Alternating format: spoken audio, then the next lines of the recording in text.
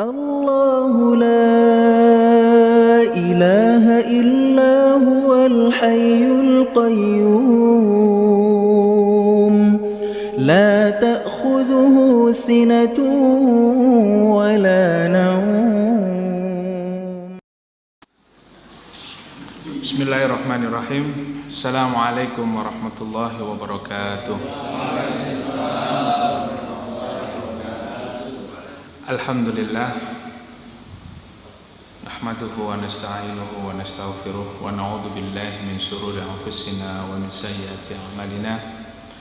May yahdihillahu fala mudilla lahu wa may yudlilhu fala hadiya lahu.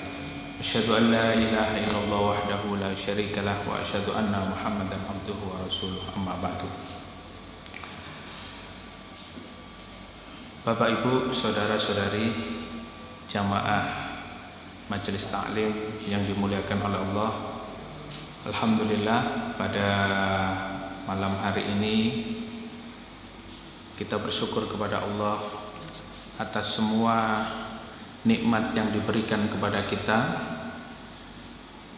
karena hari ini kita bisa melaksanakan satu kewajiban kita sebagai seorang mukmin, yaitu thalabul ilmi. Ini adalah satu nikmat di antara nikmat-nikmat Allah yang diberikan kepada hambanya.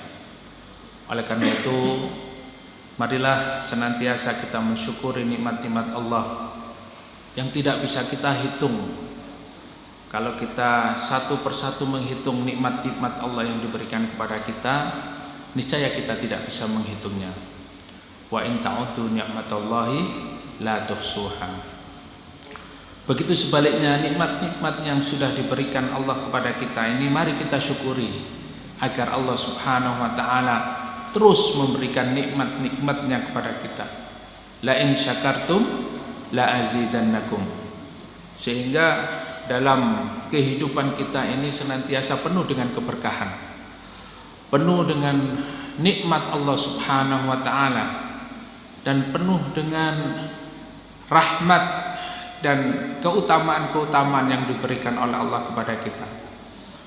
Maka dalam kesempatan yang sangat baik ini, kita selalu mengingatkan agar kita betul-betul meluruskan niat kita karena Allah Subhanahu wa taala.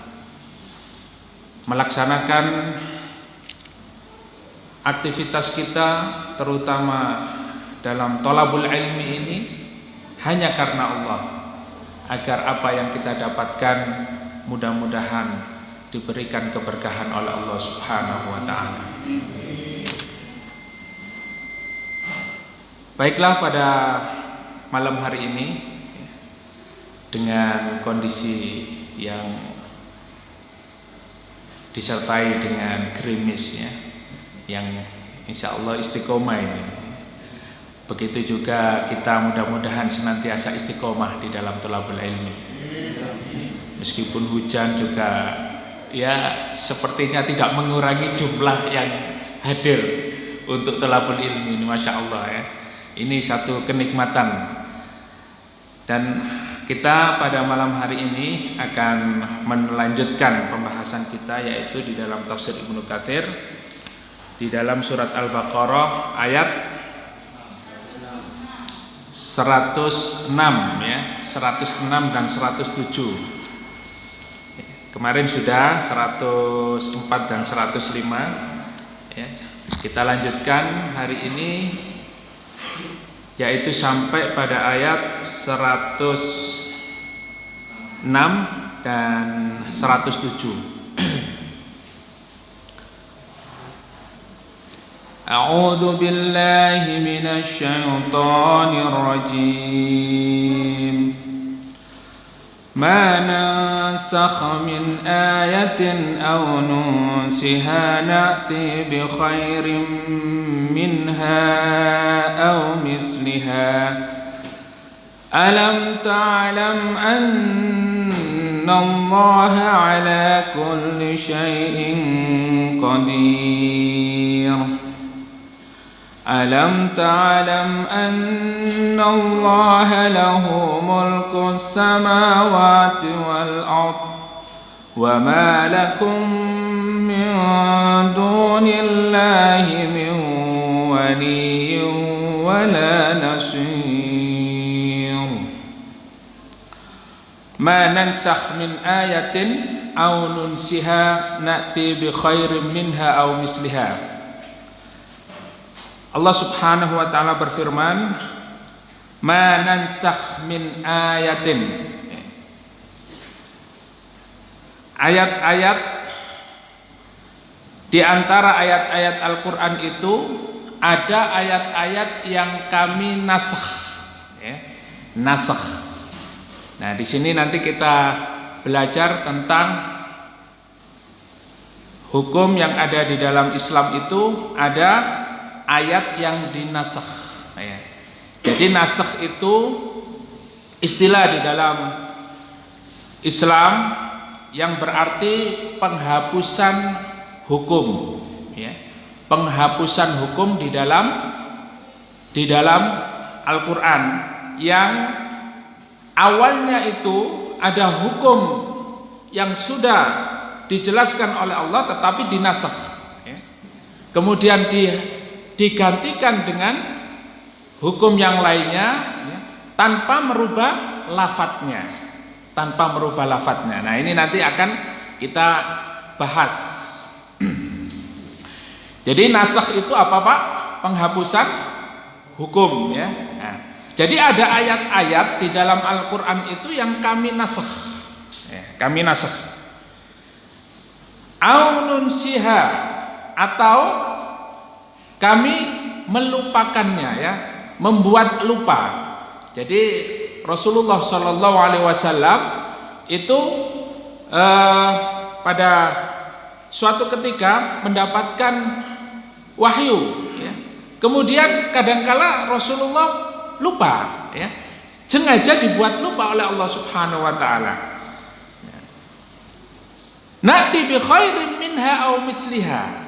Maka ayat-ayat yang dinasakh atau yang sudah dilupakan itu na'ti bi khairin minha, Allah akan memberikan ganti yang lebih baik dari apa yang telah dinasakh atau semisalnya.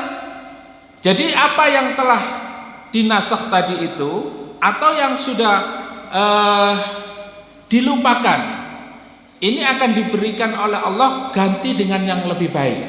Nah, apa kaitannya ayat nasakh ini dengan orang-orang Yahudi? Ya, jadi ini terkait masih, ya, membahas bagaimana sikap orang-orang Yahudi di dalam menerima ayat-ayat Allah Subhanahu Wa Taala, di dalam menerima apa yang telah dijelaskan oleh Allah di dalam Al-Quran melalui Rasulullah Muhammad Sallallahu Alaihi Wasallam. Jadi mereka itu tidak percaya. Jadi kalau Bapak Ibu hari ini mungkin membaca kitab, ya, tulisan seorang ulama atau tulisan-tulisan, membaca kitab terkait tentang pembahasan sebuah hukum dan lain sebagainya, itu ada sebagian dari ulama itu tidak percaya dengan nasakh, tidak percaya dengan penghapusan sebuah hukum. Jadi nasakh itu contohnya Allah Subhanahu Wa Taala mencantumkan sebuah ayat di dalam surat An-Nisa ayat 15. Coba dibuka. Ya, ini saya contohkan, ya, biar kita paham. Surat An-Nisa ayat 15. Ya. Di situ Allah Subhanahu Wa Taala menyebutkan satu hukum. Ya. Hukum tentang apa? Ya. Salah. Ya. Coba dibuka, ya. Karena nggak buka Quran, ya, jadi salah. Coba dibuka. Ya. Coba hukuman terhadap orang yang berzina. Nah, apa hukumannya di dalam ayat ini? Wallati yatinal fahishata min nisaikum fastashhidu alaihinna arba'atan minkum fa in syahidu fa amsikuhunna fil buyuti hatta yatawaffahunnal mautu au yaj'alallahu lahunna sabila. Jadi di dalam ayat ini Allah menurunkan sebuah hukum terkait tentang hukuman orang yang melakukan zina. Kalau sudah datang 4 orang saksi dan memastikan bahwa seorang itu berzina, maka hukumannya apa? Hukumannya apa di sini? Fa'amsikuhunna fil buyuti hatta yatawaffahunnal maut. Ya, dikurung di dalam rumah sampai mati. Wah, ini ngeri nih Pak kalau ada yang berzina, ya, hukumannya seperti ini, dan ini hukuman langsung datang dari Allah Subhanahu wa taala. Ada enggak yang sudah mempraktekkan? Ya. Undang-undang saja enggak begitu, Pak. Ya.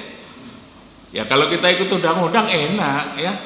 Wong memperkosa itu ya. Kalau zina suka sama suka ya gak diapa-apain, gak ada hukumannya. Ada hukumannya Pak. Malah ada seorang dosen itu yang membuat disertasinya itu dengan judul Milkul Yamin, ya.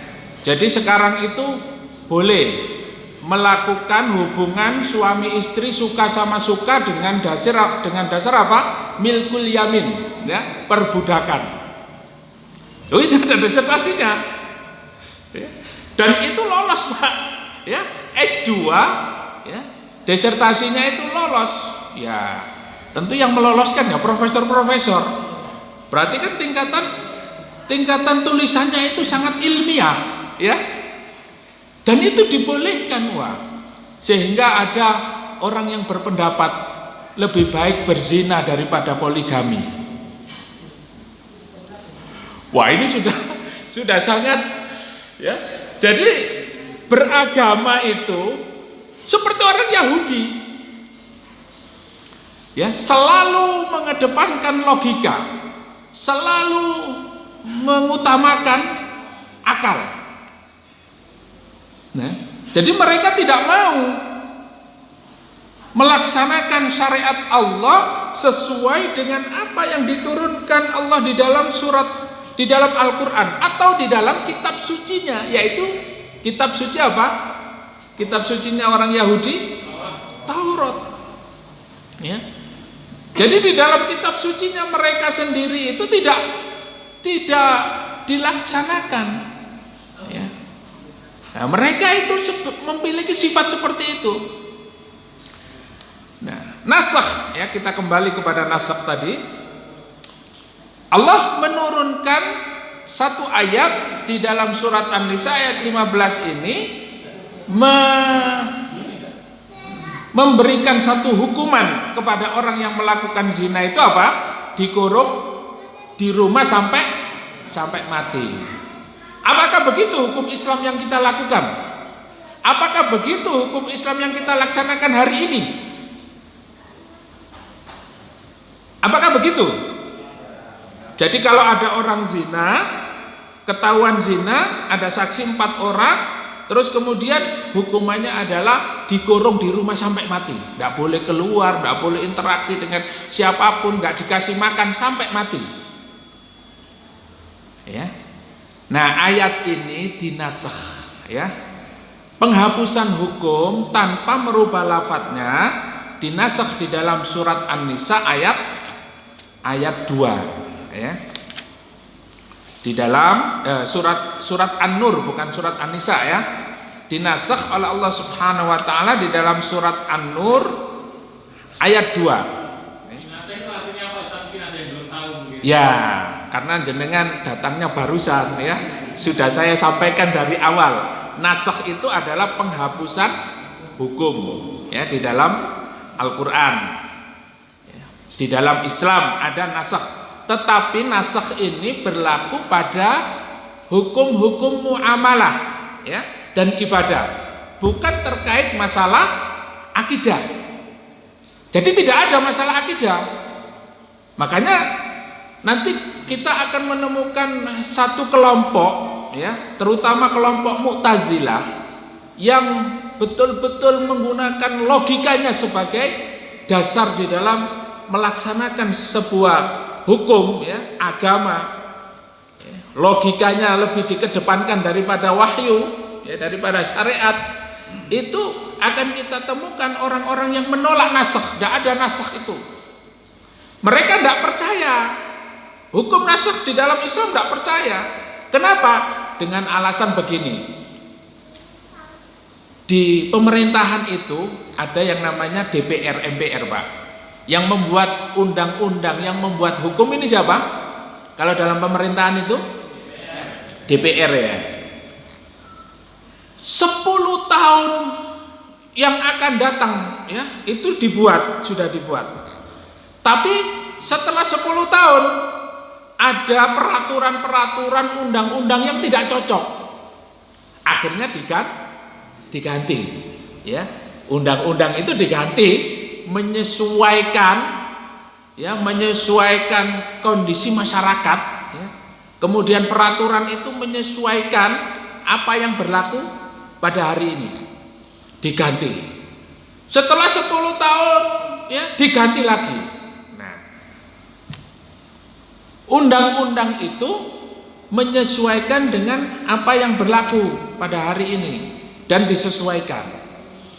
Kalau Allah Subhanahu wa taala memiliki hukum nasakh, ya, penghapusan sebuah hukum, maka Allah itu tidak konsisten, ya, katanya begitu. Allah itu tidak sesuai dengan sifatnya, yaitu apa? Maha luas ilmunya, ya. Nah, jadi mereka menggunakan akalnya. Kalau nasakh ini itu di dalam Al-Quran tidak ada, ya. Makanya ada sebagian orang itu yang tidak paham nasakh. Ya sudah, kalau ada orang berzina, ya hukumannya itu dikurung dalam rumah sampai mati. Nah, karena tidak ada nasakh. Tapi para ulama mengatakan ada nasakh, yaitu di dalam surat An-Nur ayat 2. Allah Subhanahu wa taala berfirman, Az-zaniyatu waz-zani fajlidu kulla wahidin minhuma mi'ata jaldah. Nah, wala ta'khudkum bihima ra'fatun fi dinillahi in kuntum tu'minuna billahi wal yaumil akhir wal yashhad 'adzabahuma ta'ifatun minal mu'minin. Ya. Jadi Allah Subhanahu wa taala menegaskan hukuman bagi orang yang berzina, baik laki-laki maupun perempuan, apa hukumannya? Fajlidu kulla wahidin minhuma mi'ata jaldah. Yaitu apa? Dicambuk, ya. Berapa kali? Mi'atu jaldah, 100 kali. Ya. Itu bagi orang yang belum berkeluarga, ya. Jadi muda-mudi, orang yang melakukan zina baik laki-laki maupun perempuan itu dicambuk 100 kali. Jadi bukan lagi dikurung di dalam rumah sampai mati. Artinya nasakh ini, ya, nasakh ini ada itu untuk kemaslahatan, untuk kebaikan kaum muslimin, untuk kebaikan manusia, ya. Karena Allah tahu kondisi manusia yang penuh dengan kelemahan, ya. Hawa nafsunya besar, ya, penuh dengan dosa. Nah, sehingga ada dalam hukum Islam itu, ya, bertahap. Allah Subhanahu wa taala memberikan kepada manusia ini, membuat hukum ini untuk kemaslahatan manusia. Jadi nasakh ini tetap ada. Sebagaimana nasakh penghapusan hukum terkait tentang masalah apa? Khamr. Ya. Yas'alunaka 'anil khamr. Qul fihima ismun kabirun min naf'ihima. Pertama, khamr itu tidak langsung diharamkan oleh Allah Subhanahu wa taala. Tetapi apa? Mereka bertanya tentang masalah khamr dan judi. Katakan bahwa khamr dan judi itu ismuhuma, ya, dosanya itu lebih besar daripada manfaatnya. Kenapa tidak langsung diharamkan oleh Allah? Karena orang-orang Arab itu setiap hari, setiap jam, setiap detik, ya, bukan ngopi, Pak. Ayo ngopi, bukan, minum, ya. Kerjaannya minum, dan minum, ya. Nah, sehingga apa? Hukum yang datang kepada mereka itu tidak langsung mengharamkan khamr, ya. Bahkan bertahap, ya. Wala taqrabus sholata wa antum sukara. Jangan kamu mendekati sholat pada saat kamu dalam keadaan mabuk. Ya, bertahap sampai akhirnya innamal khamru wal maisiru wal azlamu wal ansamu rijzum min amali syaitan fajtanibuhu. Sampai pada tahapan bahwasanya, ya, namanya khamr, perjudian, ya, ya, dan apa, mengundi nasib, ini adalah rijzun min amali syaitan. Jadi perbuatan-perbuatan, bagian daripada perbuatan-perbuatan kotor yang dilakukan oleh syaitan, fajtanibuhu, maka jauhilah. Nah, jadi ada tahapannya, dan itu semuanya menggunakan ayat apa, Pak? Nasakh, ya. Baik itu, ya, nasakh, ya, penghapusan sebuah hukum. Nah, tapi ada orang yang tidak percaya dengan nasakh, padahal mereka juga para ulama. Jadi jangan heran, Pak, Bu, kalau nanti ada orang itu yang tidak menggunakan nasakh ini. Tidak ada penghapusan ayat dengan ayat itu. Padahal para ulama di dalam usul, ya, ahli usul, ya, mereka juga memiliki metode di dalam memahami masalah nasakh mansukh ini. Nah, ini, ya, mungkin sebagian kita ada yang nutut ilmunya, ya, ada yang nutut, ada yang enggak. Tapi yang paling penting adalah kita memahami nasakh ini ada di dalam Al-Qur'an, yaitu di dalam surat Al-Baqarah ayat berapa yang kita pelajari sekarang ini, Pak? Wah, udanan jadi rodok lali. Ya. Nah, ini. Jadi nasakh itu ada. Jadi apa yang ada di dalam ayat-ayat Al-Qur'an yang kami nasakh, ya? Oh enggak, penghapusan hukum itu, atau yang kami lupakan ayat-ayat itu, kami akan mengganti dengan yang lebih baik, ya. Jadi nasakh itu penghapusan hukum, ya, kemudian digantikan oleh Allah Subhanahu wa taala dengan hukum yang lain itu yang lebih baik, ya, yang akan mendatangkan maslahat.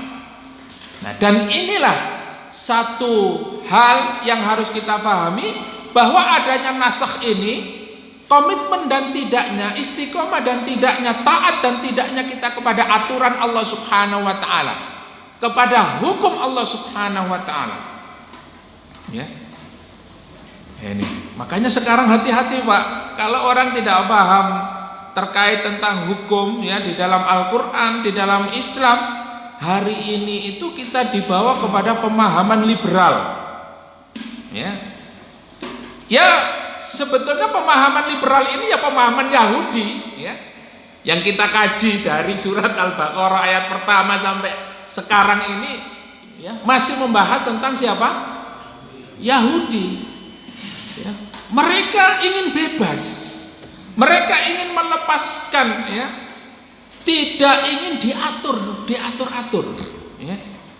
Ini. Jadi mereka juga cenderung kepada sekarang yang digaungkan oleh banyak pakar, ya, profesor, yaitu sekulerisme, memisahkan antara agama dengan negara, memisahkan agama dengan urusan-urusan politik, ya. Kalau sudah beragama itu jangan berbicara masalah politik, ya, ndak nyambung. Bener napa mboten? Salah, oke. Berarti fokus ya, fokus. Jadi itu yang akan terus digaungkan, akan terus, ya. Karena mereka memiliki tujuan untuk apa? Untuk menjauhkan umat Islam dari agamanya. Paling tidak mereka merusak fikrahnya, merusak pemikirannya, ya, untuk memahami Islam yang benar, ya. Makanya sekarang ini hadir banyak muncul tokoh-tokoh nasional, ya, tokoh-tokoh, ya, bahkan ustadz, ulama, tetapi dengan banyak menggunakan istilah-istilah baru. Nah, inilah akan terjadi, ya, banyak pertentangan. Ketika kita memahami Islam dengan benar, kita merujuk kepada Al-Quran dan As-Sunnah sebagaimana pemahaman As-Salafus Saleh, para sahabat tabi'in dan tabi'ut tabi'in, akan mendapatkan banyak pertentangan, ya, dengan pemahaman orang-orang yang hari ini mengikuti pemahaman liberalisme, sekulerisme, bahkan sekarang itu komunisme berkedok agama. Wonten napa mboten? Masya Allah, kula mboten sanjang kata lho nggih. Ternyata kita sudah bisa menilai, ya. Dan itulah barokahnya ilmu. Kalau kita mengkaji, kalau kita terus belajar, kita akan diberikan pemahaman oleh Allah Subhanahu wa taala. Mudah-mudahan ilmu kita barokah dan menyelamatkan kita, ya, di dunia dan di akhirat. Kita kembali kepada nasakh ini tadi, ya. Jadi banyak hal, ya. Ini hikmahnya adalah kita akan bisa memahami di tengah-tengah masyarakat ini dengan menggunakan hukum-hukum yang datang dari Allah Subhanahu wa taala. Ini Allah memberikan, mengganti dengan yang lebih baik, ya. Jadi kalau dibandingkan dengan hukum buatan manusia, lebih baik mana Pak? Hukum buatan manusia daripada hukum buatan Allah? Kok lemes Pak jawabnya? Kayaknya gak yakin. Lebih baik mana Pak? Hukum buatan manusia daripada hukum buatan Allah? Lebih percaya mana hukum buatan manusia dengan hukum Allah? Tapi kok kita sedikit menjalankan hukum Allah? Ya. Napa masalahnya? Ya. Salah satu contoh saja, hukum rajam itu tadi sudah dilakukan apa belum? Belum, ya. Nggak berani Pak, nggak cocok kayaknya, ya. Beralasan apa? Tidak sesuai dengan adat dan istiadat, ya. Tidak, ya, melanggar HAM dan lain sebagainya dan lain sebagainya.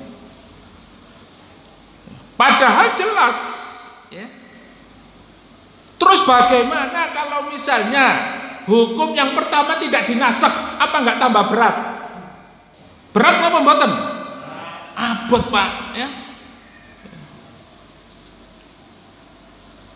Nah inilah hukum-hukum Allah Subhanahu wa taala ini untuk kemaslahatan kita, kemaslahatan umat manusia. Jadi bukan untuk memberatkan. Apalagi sekarang itu digaung-gaungkan bahwa syariat Islam itu memberatkan. Syariat Islam itu tidak cocok untuk negeri kita ini. Syariat Islam itu, ya, tidak sesuai, ya, dengan kondisi hari ini. Syariat Islam itu kalau mau diterapkan jadi Arab sana, jangan di sini Pak, ya. Kalau nggak mau di sini ya ke sana, ya. Padahal di Arab juga tidak menerapkan syariat Islam. Nah, kemudian pertanyaannya, di mana sekarang negara yang melaksanakan syariat Islam? Di mana, Pak? Malaysia, Turki, Brunei, Aceh. Nah, ini pertanyaan yang harus dijawab dengan ilmiah, Pak ya. Harus punya data-datanya ya. Kalau misalnya Turki itu sudah menerapkan syariat Islam, tapi nyatanya masih nasionalis ya.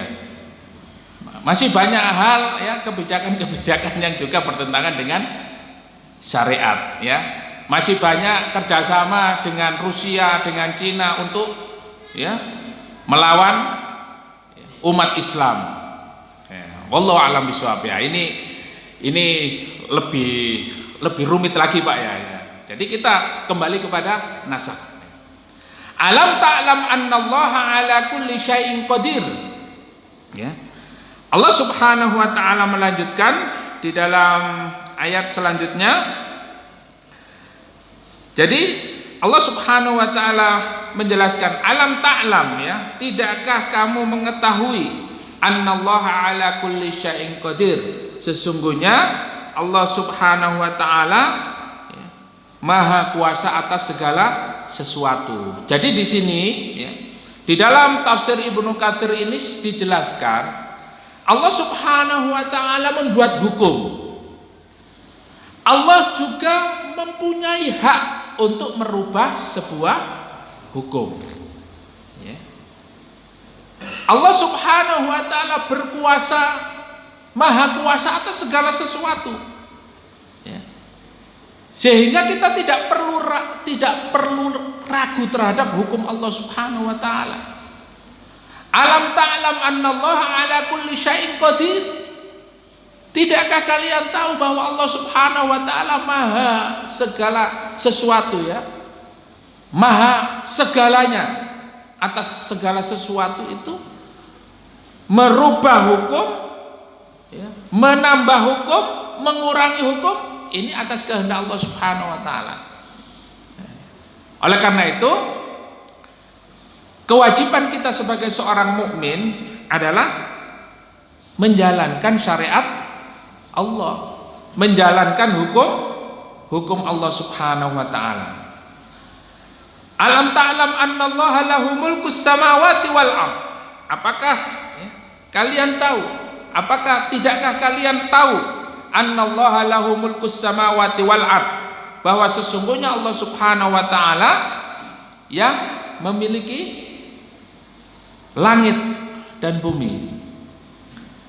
Wa ma lakum min dunillahi min waliyyin wala nasir. Dan tidak ada pelindung bagimu ya, min waliyyin wala nasir. Tidak ada pelindung dan penolong selain Allah. Nah, di dalam tafsir disebutkan yursidu ibadu ta'ala bihadza ila annahu al-mutasarrif fi khalqihi bima yasha falahul khalq wal amru wa huwa al-mutasarrif fakama khalaqahum kama yasha wa yas'adu man yasha wa yaski man yasha wa yasihhu man yasha wa yamradu man yasha wa yuwaffiqu man yasha wa yahdhulu man yasha kadzalika yahkumu fi ibadihi bima yasha fayahillu ma yasha wa yuharrimu ma yasha. Jadi Allah Subhanahu wa taala berkehendak atas segala sesuatu.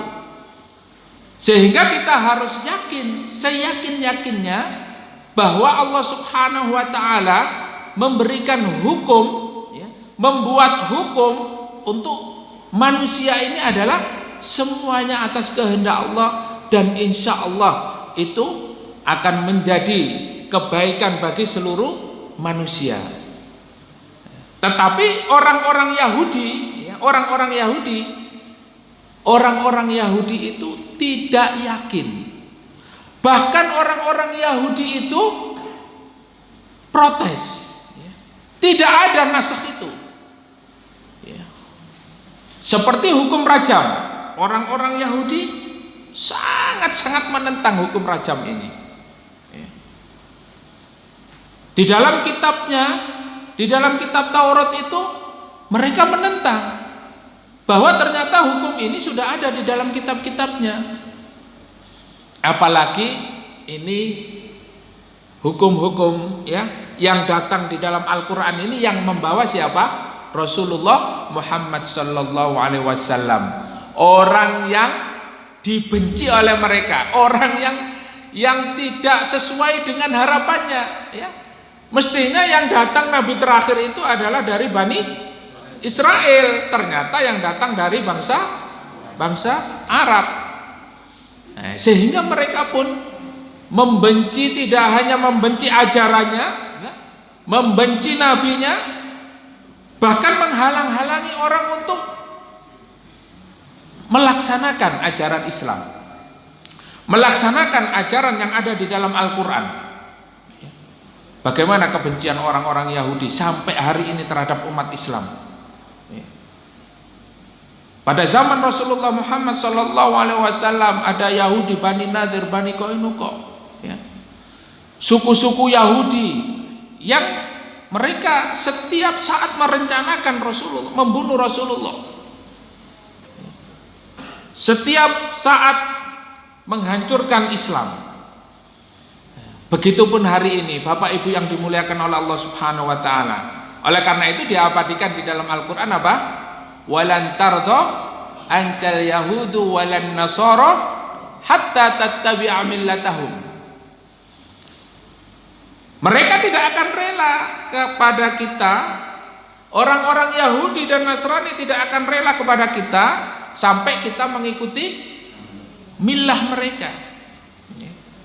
Maka ahli-ahli Yahudi itu mengatakan kita tidak bisa ya memaksa orang Islam itu untuk keluar dari agamanya, tidak bisa. Ya. Terus bagaimana?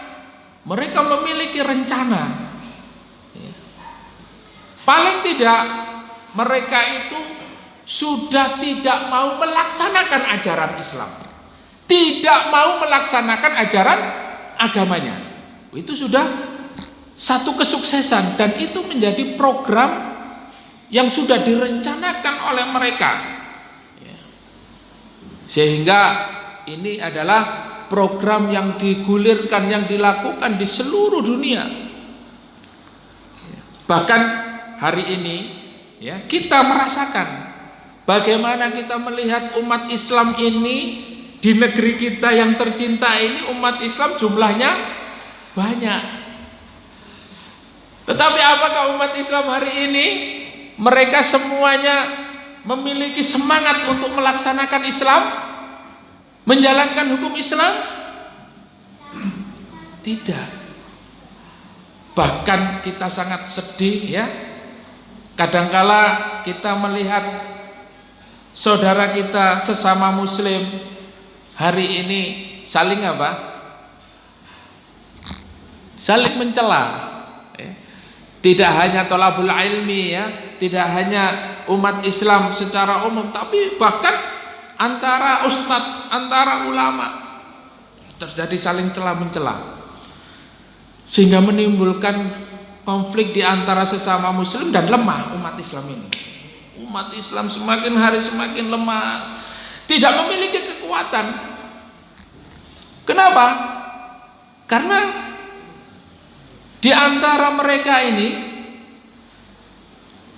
yang dituju ya bukan kemenangan Islam, yang dituju bukan keridhaan Allah Subhanahu wa taala, tetapi apa? Yaitu mengikuti hawa nafsunya. Qul ya ahlal kitabi la taghlu fi dinikum wa la tattabi'u ahwa'akum. Ya. Allah Subhanahu wa taala berfirman di dalam surat Al-Maidah, hai ahlul kitab, wahai ahlul kitab. Siapa ahlul kitab itu? Yahudi dan ya, la taghlu fi dinikum, janganlah kamu itu ya berlebihan. Artinya apa? Mereka di dalam beragama itu kenceng, Pak, ya. Berlebih-lebihan. Ada yang berlebihan, ada yang ifrat, ada yang tafrid, ada yang sangat lembek, ya, sangat lemah, ya, tidak mau sama sekali peduli terhadap agama. Ada yang berlebihan.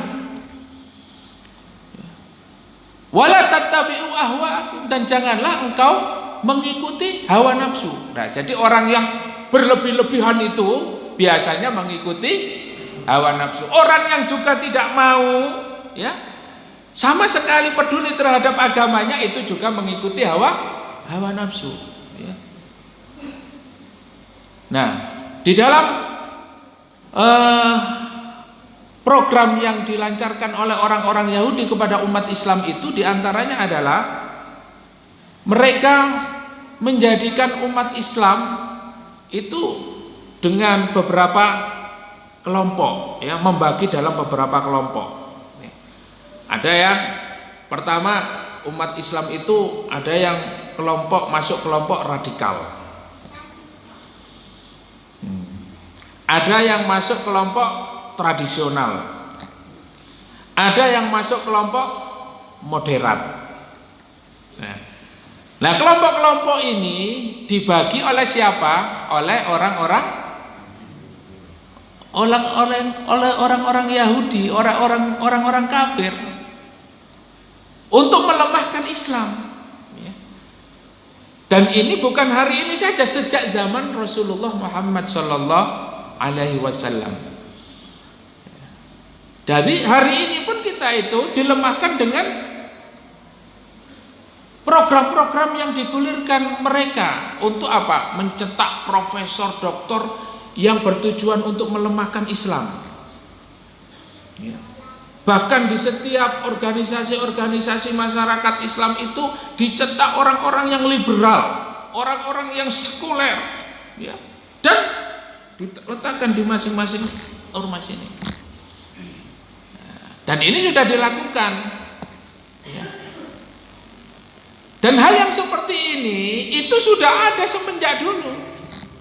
Bukan hari ini saja kita temukan, ya, mereka ingin menghancurkan Islam dengan berbagai macam cara, dengan berbagai macam metode. Itu bukan hari ini saja, tapi sudah disebutkan oleh Allah di dalam Al-Quran.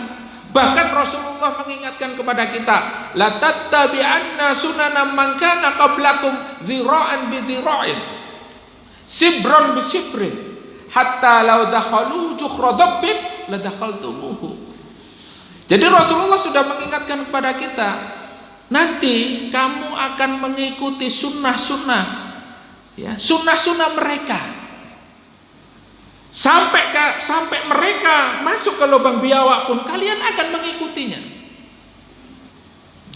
Siapa mereka? Al-Yahudi wan Nasara. Nah, ini ada di dalam Al-Quran dan As-Sunnah. Jadi itu kan teori saja, bukan teori, ya. Kalau kita beriman kepada Allah dan beriman kepada Rasul, beriman kepada Al-Quran, ini rukun iman, Pak, ya. Kalau kita tidak beriman kepada Allah, Rasul dan Al-Quran, kita kafir. Ya sudah, resikonya orang kafir, ya. Fi nari jahannam. Innal ladzina kafaru min ahlil kitabi wal musyrikina fi nari jahannam. Ya, Allah sebutkan sesungguhnya orang-orang ahli kitab, orang-orang musyrik itu mereka berada di mana? Jelas di neraka. Lah kita sudah diberitahu oleh Allah Subhanahu wa taala, diberitahu oleh Rasulullah sallallahu alaihi wasallam, dan juga kita memiliki kitab petunjuk, pedoman agar hidup kita di dunia fid dunya hasanah wa fil akhirati hasanah, tetapi kita jauh, ya, jauh dari Allah Subhanahu wa taala, tidak mengenal Rasulullah, tidak dekat dengan Al-Quran, ya, membaca saja tidak pernah, apalagi menghafal, ya. Setahun sekali itu pun bulan Ramadan. Bulan Ramadan pun kadang-kadang sibuk dodolan, ya. Ya, tidak pegang sama sekali mushaf. Ya. Dengarnya kalau pas, ya, ada Gus Dur itu nyanyi itu, ya. Sebelum Gus Dur itu ada apa? Bacaan Quran itu dengarnya itu saja. Ya. Tidak diusahakan dari diri sendiri untuk mendekatkan diri kepada Allah, ya. Kemudian untuk mendekatkan diri kepada Al-Quran. Jadi program-program mereka untuk menjauhkan kita dengan Islam itu banyak metodenya, dan itu tidak kita sadari, ya. Jadi bahasanya itu apa? Murtad tanpa sadar. Maka mereka punya satu metode. Jika umat Islam itu diperangi dengan senjata, mereka akan menang. Kenapa? Karena tumbuh semangat jihad, dan mereka faham ketika mereka berperang dia akan mendapatkan mati syahid, memiliki kemuliaan. Oleh karena itu, jangan sampai mereka berada pada medan jihad. Jangan sampai mereka berperang dengan senjata, dengan bambu runcing. Jangan. Wong mereka itu nggak takut mati. Ya. Umat Islam itu kalau sudah bertempur, yang dicari apa, Pak? Al-mautu fi sabilillah. Iskariman au mutsahidan. Itu orang Islam. Lah mereka khawatir kalau mereka itu sampai, ya, umat Islam itu memiliki tumbuh semangat jihadnya. Akhirnya apa? Semangat jihadnya dihilangkan. Sehingga sekarang mereka berada pada apa? Satu metode, ya, namanya apa? Ghazwul fikri. Perang pemikiran. Kenapa? Mereka tidak berani, Pak. Perang fisik mereka tidak berani. Lihat mujahid ini, Masya Allah, ya. Ya, mujahid yang istiqomah di masjid Dzikrullah ini siap, ya. Kalau ada, ya, yang macam-macam dengan Islam, ya, siap berangkat untuk berjihad. Tapi kalau sudah perang pemikiran, Pak, tidak bisa, Pak, ya. Kadang-kala kalau perang pemikiran itu kita sudah tidak sanggup. Kenapa? Hari ini banyak istilah-istilah di dalam Islam itu diselewengkan, ya. Istilah yang sudah bagus saja di dalam Al-Quran, di dalam surat Al-Ahzab ayat 59 tentang masalah jilbab. Itu jilbab saja hari ini mau dihilangkan, ya. Bagaimana hijab secara syar'i, bagaimana menutup aurat seorang wanita, itu saja sudah sedikit demi sedikit dihilangkan. Apalagi makna jihad, ya. Kita itu diajak untuk terus ngopi di warung kopi, Pak. Apa yang dibahas di warung kopi itu? Ya, tentu bukan taklim, ya, tapi apa? Ngobrol masalah impian-impian yang tidak tercapai, ya. Ngowos, gedabrus, ya. Gedabrus, kapur barus nang jero lemari, gedabrus gak mari-mari. Jadi inilah kita itu diarahkan, ya. Dan kita sudah terjebak, kita sudah pada lingkaran mereka. Perang apa? Ghazwul fikri, perang pemikiran. Dari masalah pendidikan, masalah ekonomi, masalah politik, masalah sosial, masalah budaya, semuanya kita itu di tangan mereka, ya. Kita tidak memiliki kekuatan, ya. Umat Islam ini tidak punya kekuatan politik tidak punya, ya. Masalah pendidikan saja, Pak, sekarang itu ada dari Kemenak itu akan merubah semua kurikulum pendidikan Islam yang ada di Indonesia, ya. Satu contoh saja yang sudah dirubah itu terkait tentang masalah sejarah, ya. Di dalam sejarah mengenal Rasulullah Muhammad sallallahu alaihi wasallam, ya, di dalam kurikulum 13 itu kita sudah tidak menemukan namanya perang Badar, perang Uhud, perang apa? Khandaq. Dan kisah-kisah pahlawan Islam, ya, di dalam pelajaran sejarah itu pun dihilangkan dari apa?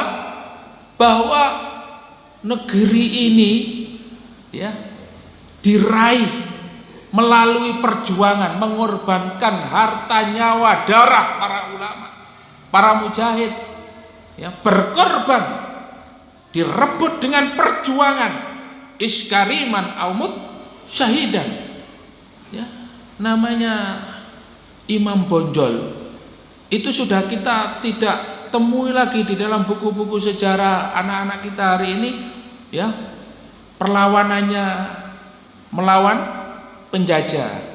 Bagaimana beliau itu memiliki semangat jihad? Tidak ada. Makanya kata Profesor Aminuddin Kasdi, ya, seorang profesor ahli sejarah, ya, dari UNESA, beliau mengatakan, ya, kalau satu peluru ditembakkan itu cuma satu nyawa yang menjadi korban. Tetapi kalau sudah sejarah yang dibelokkan, sejarah yang dirusak, maka berapa orang itu yang rusak pemikirannya? Berapa korban dari umat Islam ini yang tidak paham tentang masalah sejarah, ya.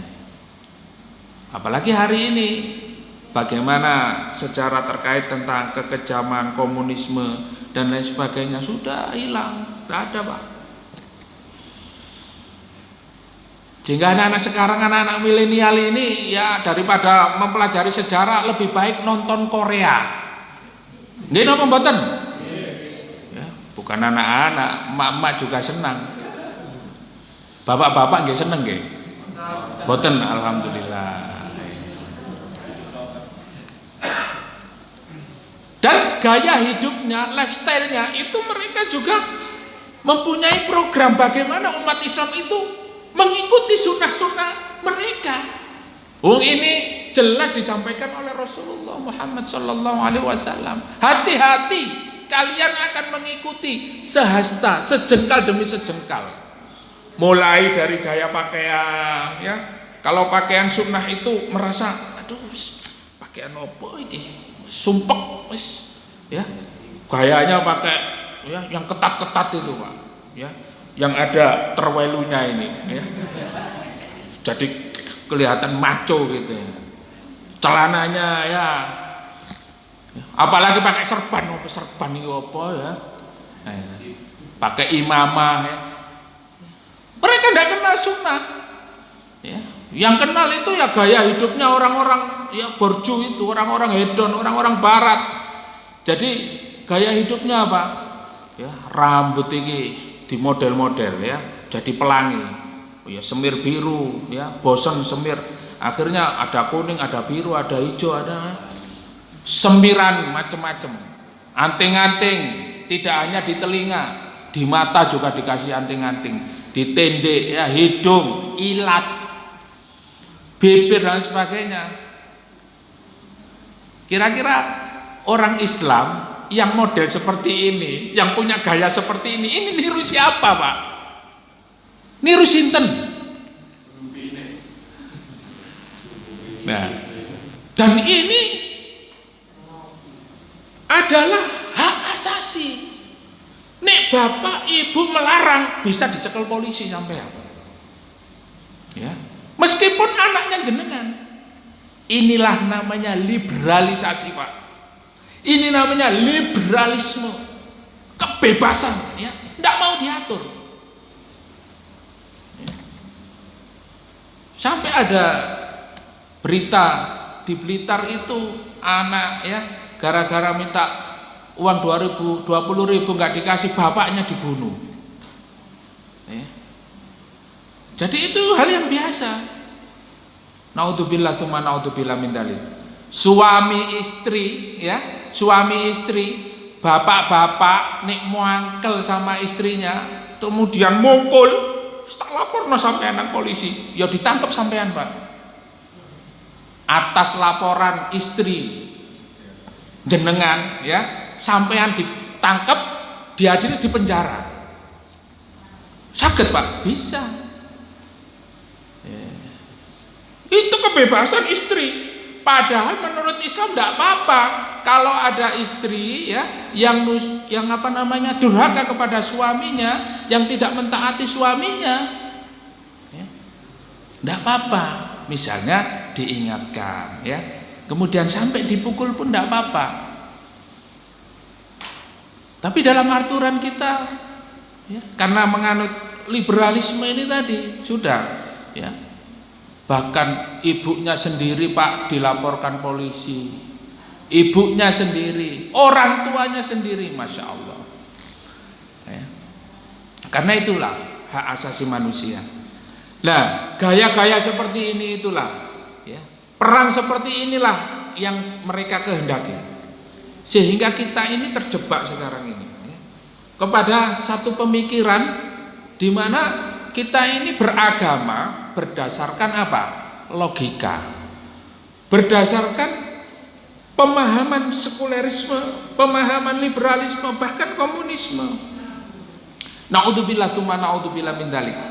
Dan hari ini bagaimana kita melihat kondisi sekarang ini sudah luar biasa kebebasannya. Oleh karena itu, Bapak Ibu yang dimuliakan oleh Allah Subhanahu wa taala, kita kembali kepada ayat ini.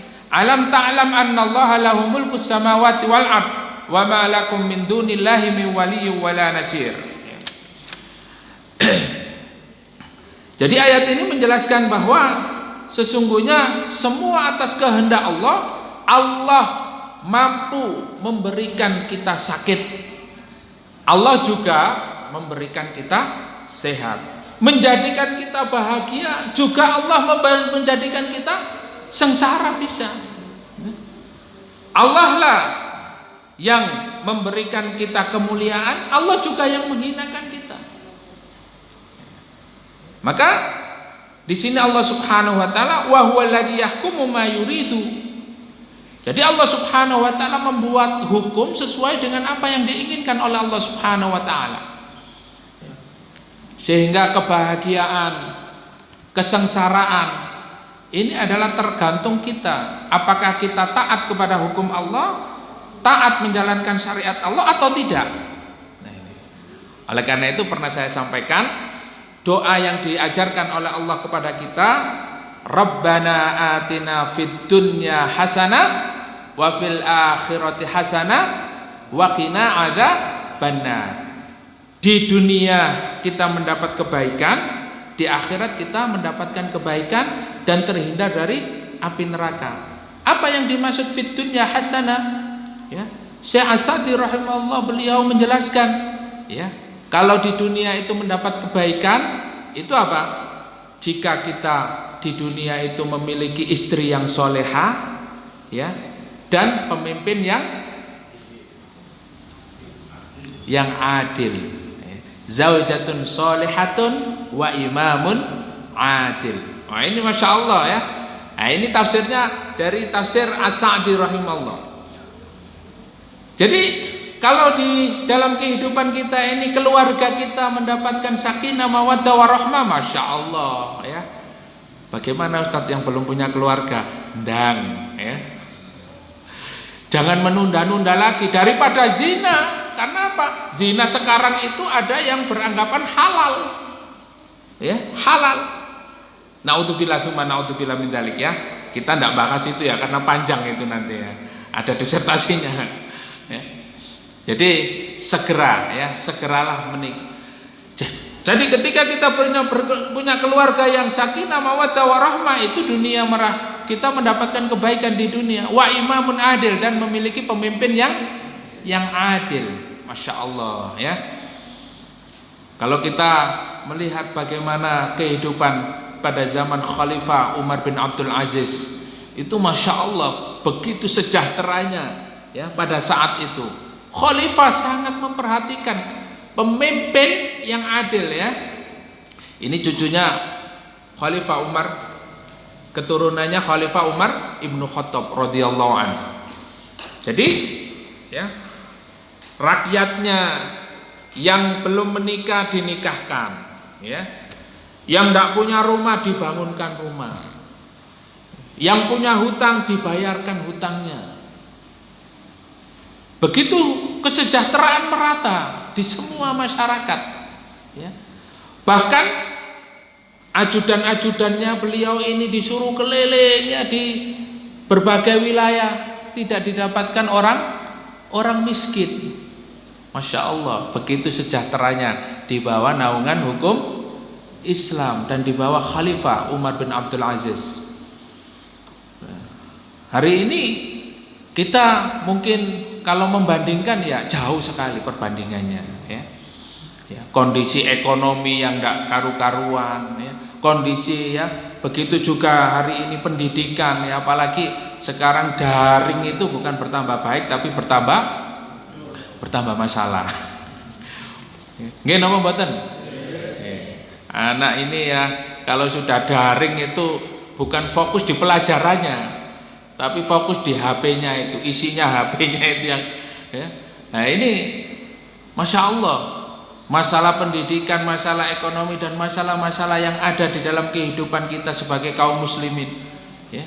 Kalau pemimpinnya tidak adil, pemimpinnya tidak memiliki kepemimpinan sebagaimana kepemimpinan as-salafus saleh, kepemimpinan para ulama ya, kembali kepada hukum Allah Subhanahu wa taala, mengatur kehidupan manusia ya, dengan aturan Allah Subhanahu wa taala, ya sudah.